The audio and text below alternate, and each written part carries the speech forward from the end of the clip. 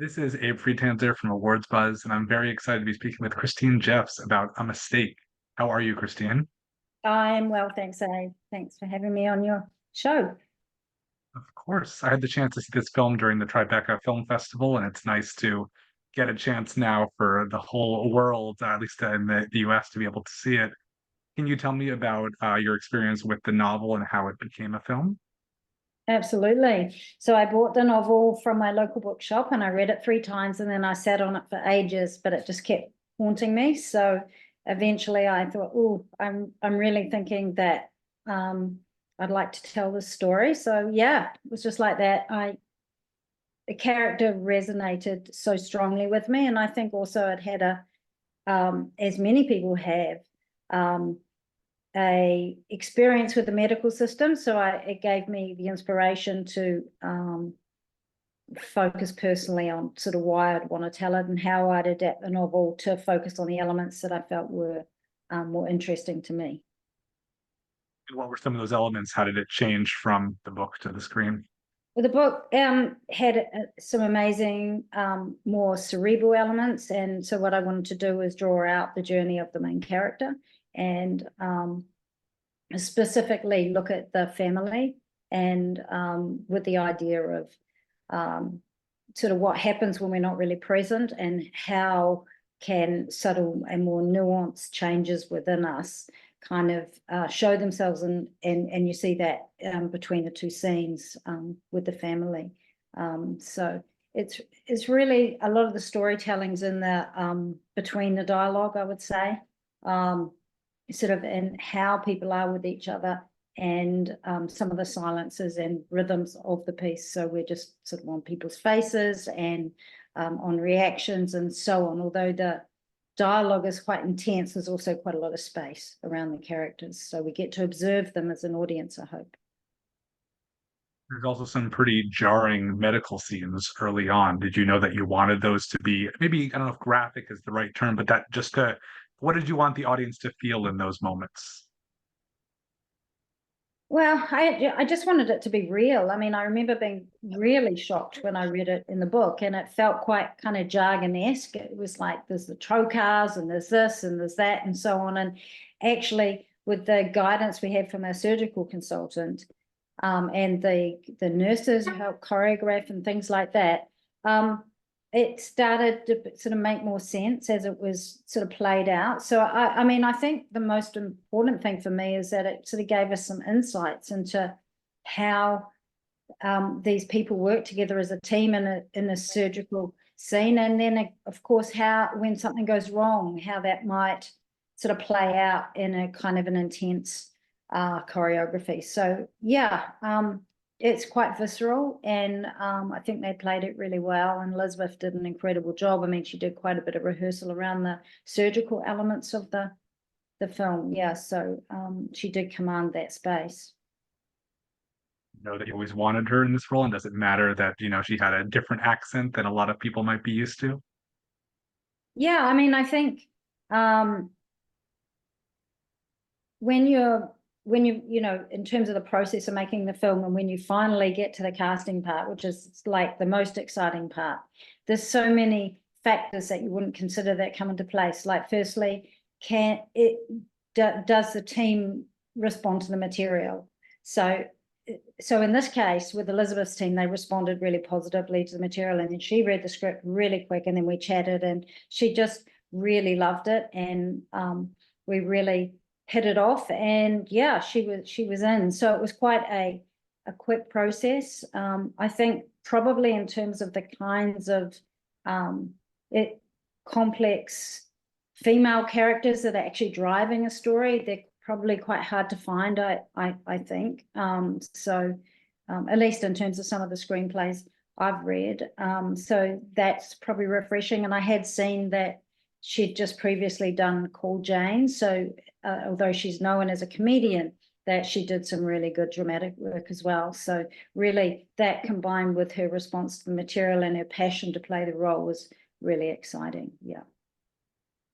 What struck me most about the story is the idea that her mistake is not something nearly as egregious as I'm sure many of other people do. And it's very possible, as she, contends that the patient would have died anyway.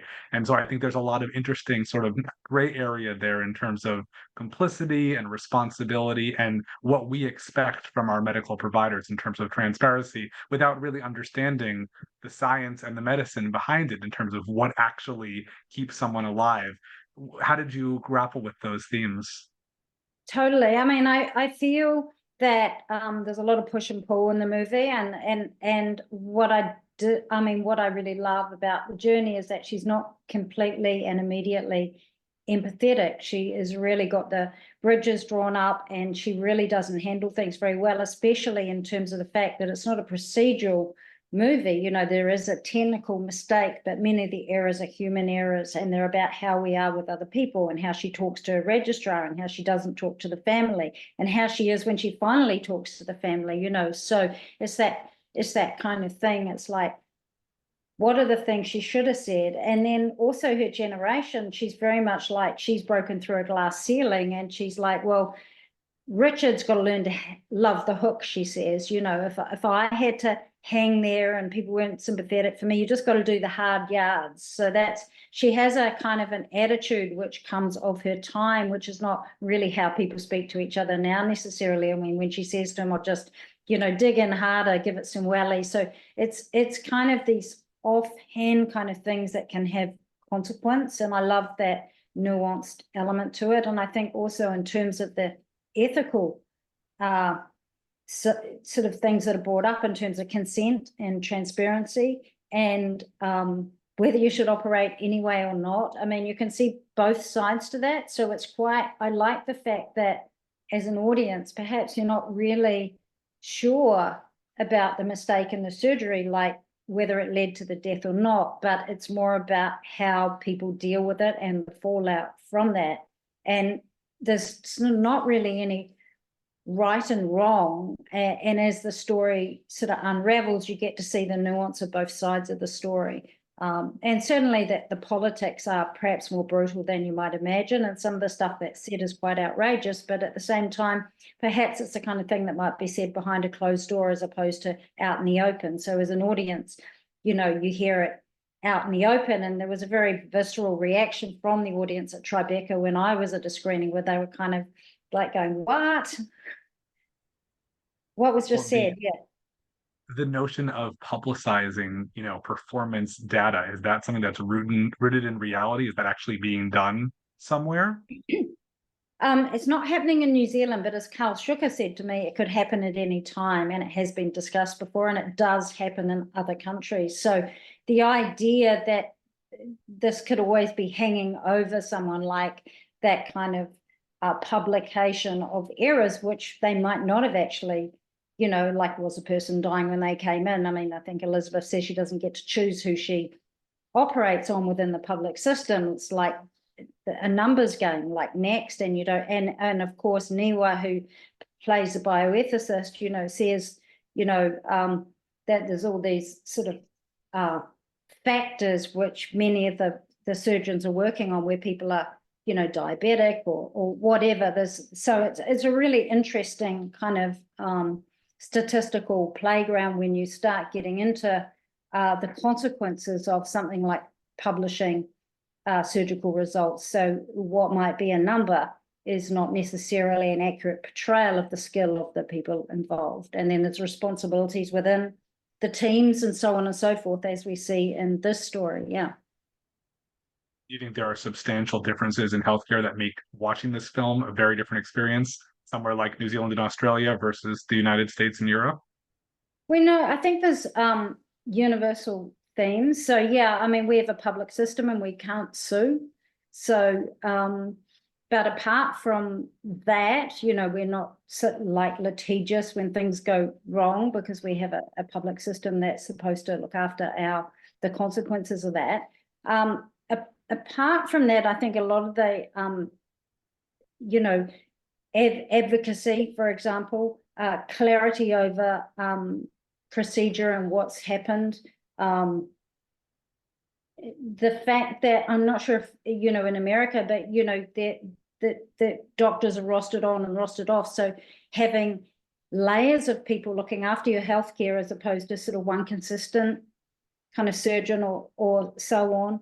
And whether you ask the right questions at the right time, a lot of it's about timing and how do you get the information? You know, it's you have to kind of dig quite deep to find out the layers of some of this. And then of course you've got medical terminology and so on. And in New Zealand, we're very understaffed. So I presume in America, it's like the doctors are really busy, the nurses are really busy, and it's a stressed environment. So I think in those kind of situations, people can slip between the cracks. So that kind of stuff is very universal, right? Do you feel like you want to revisit the field of medicine in future projects, or you've sort of dug deep enough in this one? Well, actually, Carl's just written a new novel, which is also medical, so I'm really looking forward to reading that. But yeah, I wouldn't say yes, I wouldn't say no. It would depend on the character journeys and things like that. Yeah, but I really have found, I mean, there's a whole world to, you know, in terms of kind of the ethics and things like that. I think there's a whole world to mine in terms of the kinds of stories and characters that can come out of this area. So yeah, it's fascinating to me still. And I know that you wrote the screenplay for this film as opposed to some of your previous films like Sunshine Cleaning, and also it's based on a book. Do you like writing your own projects and working from source material? I do actually. I feel like having a book like, and also my first film, Rain, I adapted from a novel as well. And I feel like having a book like Carl's and having him as a resource so I could ask questions, it's sort of what I like to do is apart from the kind of plot and characters and a lot of the stuff that is already there as a pathway for the film, I'm then able to kind of take those building blocks and kind of go, well, this is where I think I want to dive into this clue here. So I sort of see it like the novel provides clues that you can kind of sort of start to unravel in your own way. So I really enjoy that. That's just my way in, but I really enjoy that part of the process. And I really enjoyed writing it, and I really enjoyed, yeah, I love the adaptation process. I really do, yeah. You have a next project you're working on already? No, I'm just ushering this out into the world and just having a little. I've only really, it's been an intense few years making it, and yeah, I'm just reading stuff, and we'll see. I have to see what takes my fancy, as it were, going forward. And you know, sometimes it takes a while to think about what you want to say and how you want to say it. So yeah, put a little bit of time into that. Well, I wish you luck with whatever comes next, and thank you so much for taking a few minutes to speak with me today. Thank you so much, Abe. I appreciate your time. Thank you very much.